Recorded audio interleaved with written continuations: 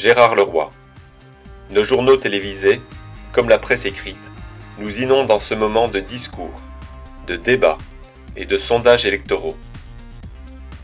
Je serais curieux que vous nous fassiez connaître votre perception du climat qui s'est installé à la veille des élections présidentielles.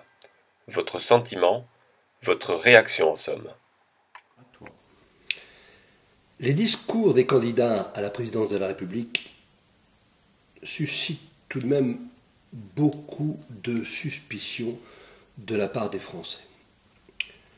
Seuls les harangues populistes, à la faveur, il faut bien le dire, de la crise, excitent tout de même un peu l'espérance des misérables.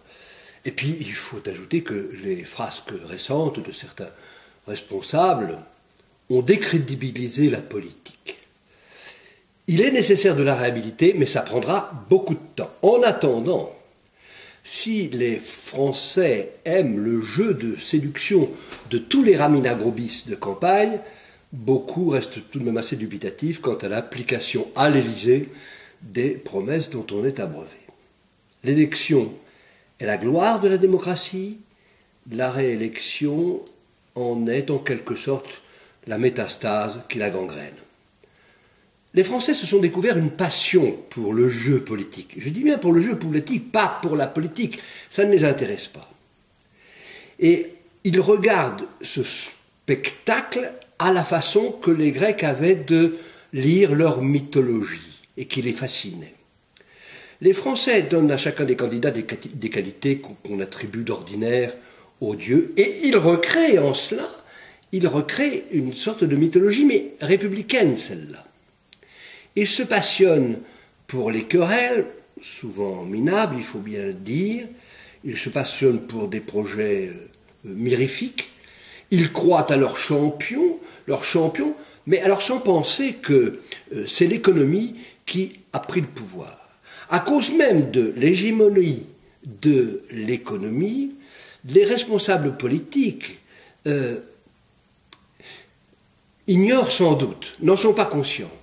Mais ce qu'ils ignorent, c'est que c'est l'économie qui a pris le pouvoir.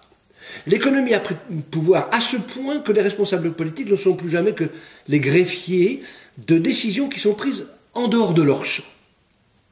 D'autant que de nouveaux acteurs ont pris les choses en main.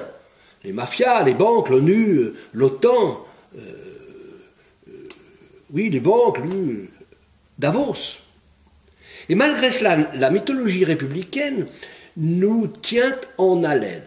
Elle nous convoque tous les 5 ans pour une présidence effective de 2 ou 3 ans, le reste du temps pour une simple bataille de casting.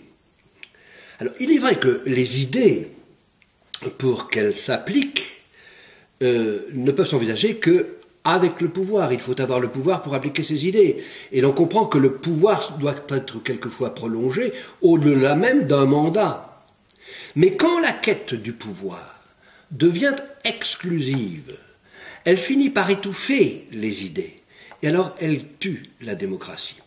Le pouvoir peut être mortifère, ce que avait bien remarqué Václav Havel, en ce que l'homme politique, prisonnier de sa fonction, est rendu étranger à lui-même, sans la vertu qui fait préférer le service, l'exigence de service, à celle de l'exercice du pouvoir. La démocratie ressemble carrément à un jeu de loto.